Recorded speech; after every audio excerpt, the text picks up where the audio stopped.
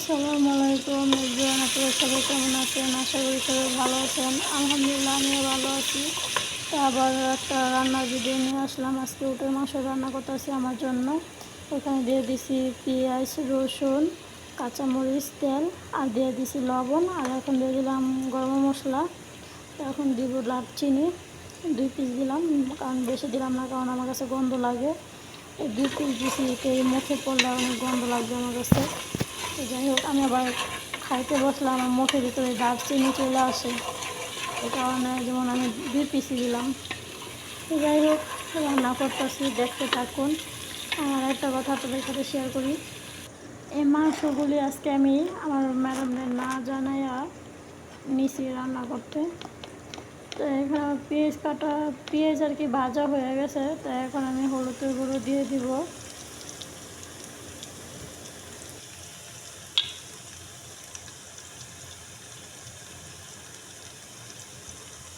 দিয়ে দিলাম আরেকটা মশলা।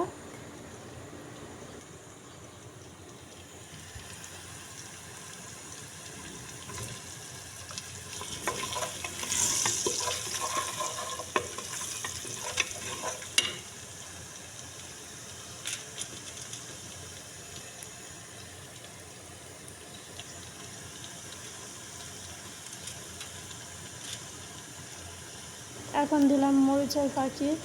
আর যাই হোক, যে কথাটা বলতে দিলাম, কারণ আজকে মাংসটা আমি না বললেই নামাইছি ওর সাথে জিত কইরা বুড়ির সাথে।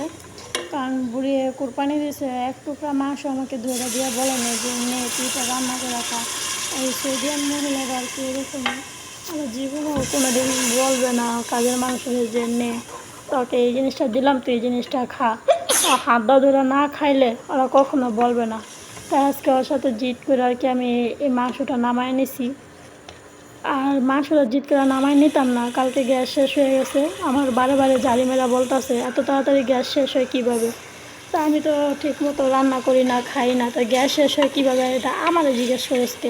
প্রতি সপ্তাহে 2 দিন এই বড় বড় ড্যাক দিয়ে রান্না করস, মেয়েরা আসে, নাতিরা আসে, তাদের জন্য রান্না করস, তো গ্যাস তো শেষ হইবই।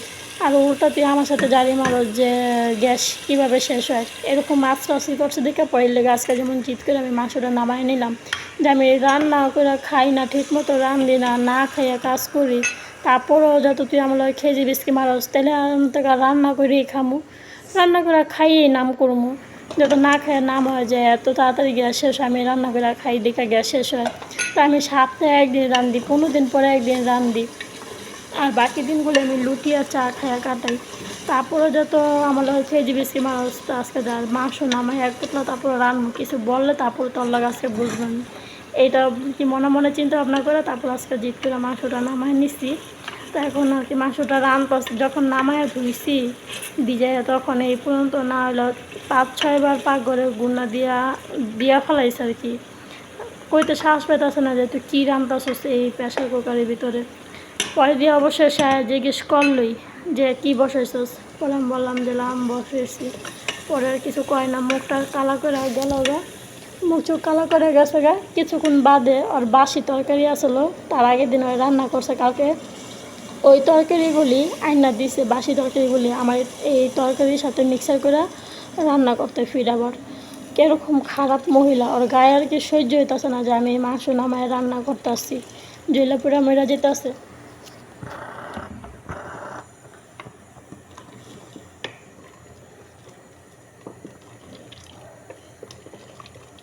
তারপরে আর কি, আর ওই মাংসগুলি আমি আমার এই মাংসের সাথে দেই নাই, ওই মাংসগুলি সাইডে বাটিতে রাইখা দিছি আমি। তারপর আমার এই মাংস রান্না শেষ হয়েছে, আর ওই মাংস আমি আলাদা একটা পাতিলার ভিতরে হলুদের ফাঁকি মরিচের ফাঁকি মিক্সার করে তারপরে আসলে আবার জাল দিয়া থুইছি। ওই মাংসগুলো লাস্টে দেওয়া খায় নেই। তা আমার এই তরকারি রান্না হয়েছে বা দেওয়া কী সিন বাট্টাগুনি করছে আপনারা অবশ্যই দেখতে পারবেন ভিডিওটা। আমি ওই ভিডিওটা দিব এই ভিডিওর পরে, তারপর দেখতে পারবেন ওই ভিডিওতে আর সিনগুলি। এখানে আমার ভাত বসাইছি, ভাত বলা করে পড়ছে, আর একটু আর কি হইব।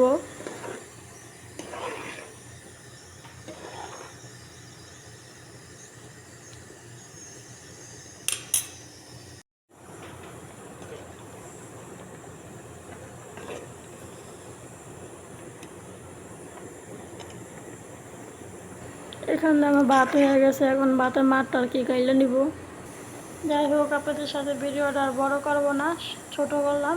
তো যাই হোক, সবাই ভালো থাকবেন আর ভিডিওটা শেষ পর্যন্ত। আমার ভাত হয়ে গেছে, এখন চুলাটা বন্ধ করে দেবো। ভাত আর কি ফ্যানটা গাইলে দিছি। এখন ওখান দিয়ে আমার তরকারিও হয়ে গেছে আপনাদের সাথে কথা বলতে বলতে। আর এই যে দেখেন তরকারি, এখানে ভাত বাইরা নিছি, আমি খাবো, আর ওখানে তরকারি বাইরা নিছি। তো যাই হোক, ভালো থাকবেন।